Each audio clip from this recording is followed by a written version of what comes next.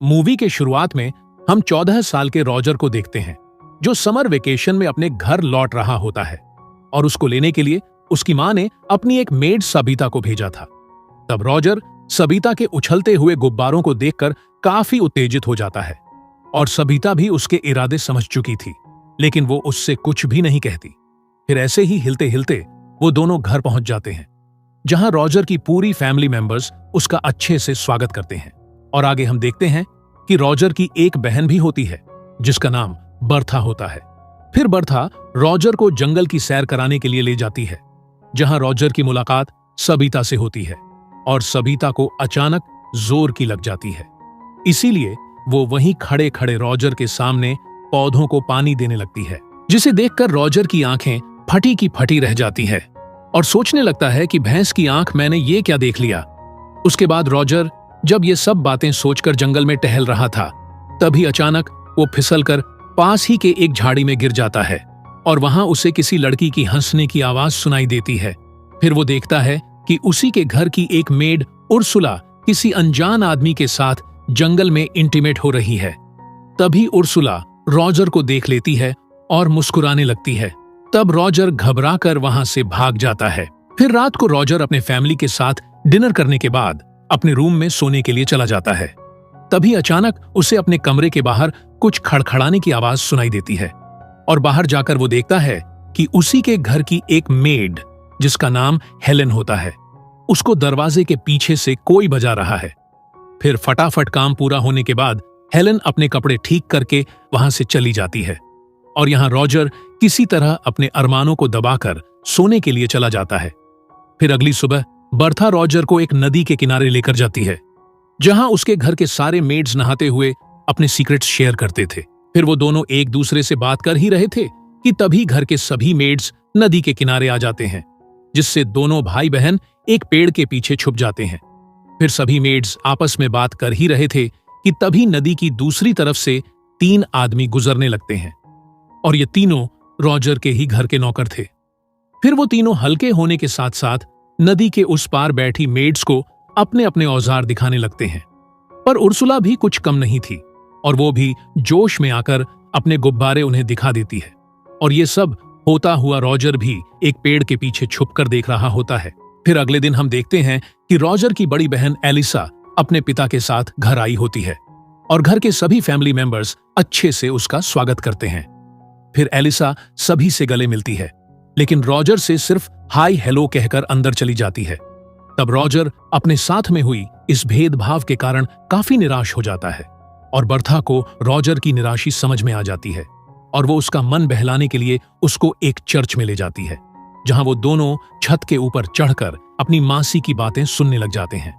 और उसकी Mansi Margaret church के पादरी के सामने अपने पाप कन्फेस कर रही होती है, जिसमें वो फादर को बताने लगती हैं कि मुझसे एक बहुत बड़ा पाप हो गया है। दरअसल मेरा नेफ्यू रॉजर अपने समर वेकेशन के छुट्टी पर यहां आया है और जब से मेरे नैन उसके नैनों से टकराए हैं, मैं तब से उसकी दीवानी हो गई हूं और कई बार तो मैंने खुद को उसके साथ इंटीमेट होते हुए भी इमेजिन किया है।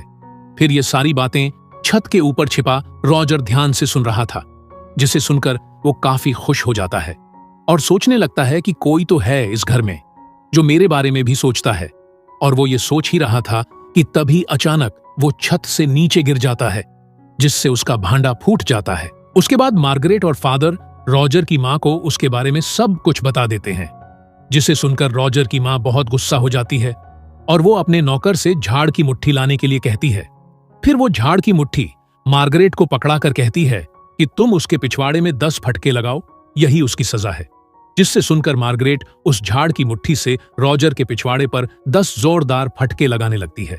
इसी दौरान एलिसा का मंगेतर रोलैंड वहां पर पहुंच जाता है और वो रॉजर को इस हालत में देखकर मन ही मन हंसने लगता है।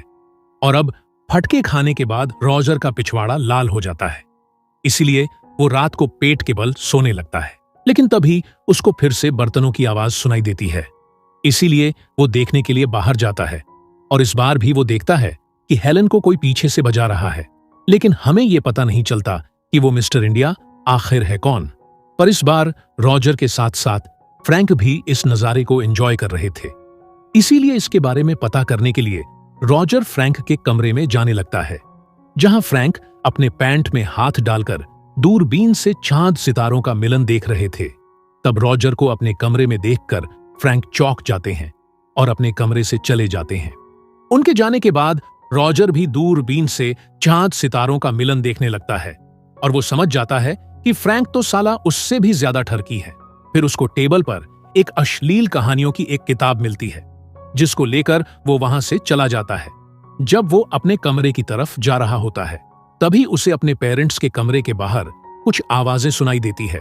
इसीलिए वो की होल से अंदर झांकने की कोशिश करता है, लेकिन तभी रोलैंड उसको झांकते हुए पकड़ लेता है। तब रॉजर उससे रिक्वेस्ट करता है कि प्लीज मेरे पेरेंट्स को इसके बारे में कुछ मत कहना, तुम जैसा कहोगे मैं वैसा करूंगा। जिसे सुनकर रोलैंड रॉजर से अपना गाड़ी साफ करवाने लगता है। फिर अगले सीन में हम देखते हैं कि रॉजर अपनी बहन एलिसा और रोलैंड से बातें कर रहा था। तभी रोलैंड रॉजर से कहता है कि देखो मेरे जूते कितने गंदे हो गए हैं, इसे अच्छी तरह से साफ कर दो। लेकिन रॉजर ऐसा करने से मना कर देता है। तब रोलैंड गुस्सा होकर रॉजर की मां को उसके बारे में बता देता है कि कल रात ये ठरकी आपके कमरे में झांक रहा था। जिसे सुनकर रॉजर की मां गुस्सा हो जाती है और वो रॉजर को घर से बाहर चले जाने के लिए कहती है। तब रॉजर मौका देखकर अश्लील कहानियों वाला किताब अपनी बहन एलिसा के किताब के साथ एक्सचेंज कर देता है। फिर वो बाहर छुपकर एलिसा को वो किताब पढ़ते हुए देखता है और एलिसा भी उस किताब को पढ़कर उसके मन में लड्डू फूटने लगते हैं। इधर रॉजर के अरमान भी जाग जाते हैं। इसीलिए वो उर्सुला के पास जाता है, जो किचन में अपना काम कर रही थी।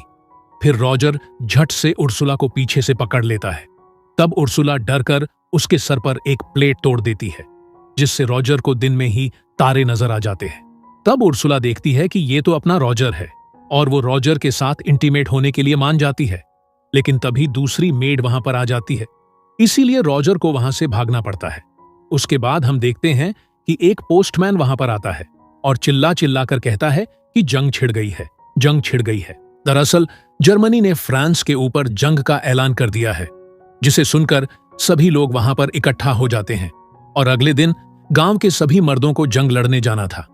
इसलिए रॉजर की फैमिली रात को पार्टी करने लगते हैं और रॉजर को जब ये बात पता चलती है कि उसके घर के सभी मर्द जंग में जाने वाले हैं और घर के सभी औरतें अकेली रहेंगी, तो वो अंदर ही अंदर काफी खुश होने लगता है।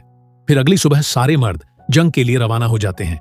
इसीलिए रॉजर सबसे पहले उर्सुला को अपने जाल में फंसाता है, पर उर्सुला तो पहले से ही रॉजर को पसंद करती थी। इसीलिए वो रॉजर को ग्रीन सिग्नल दे देती है और वो दोनों वहीं पर इंटीमेट होने लगते हैं। फिर अगले दिन हम रॉजर की मेड केट को देखते हैं, जो एक नदी के किनारे बैठी होती है।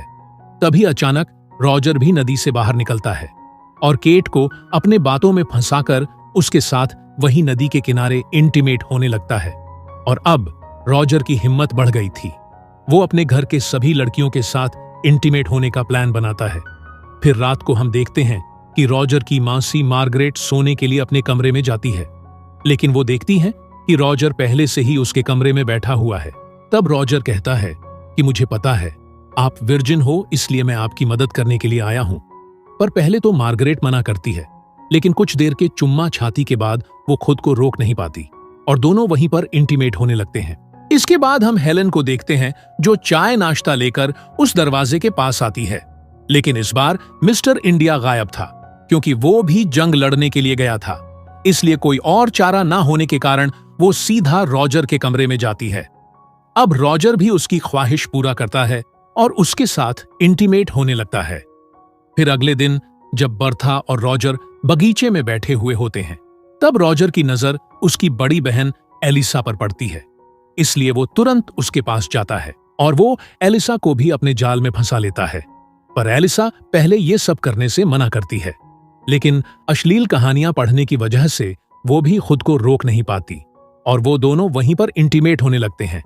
उसके बाद हम देखते हैं कि घर की सभी लड़कियां लाइन लगाकर रॉजर के कमरे में जाती हैं और खुद को संतुष्ट करके बाहर निकलती है।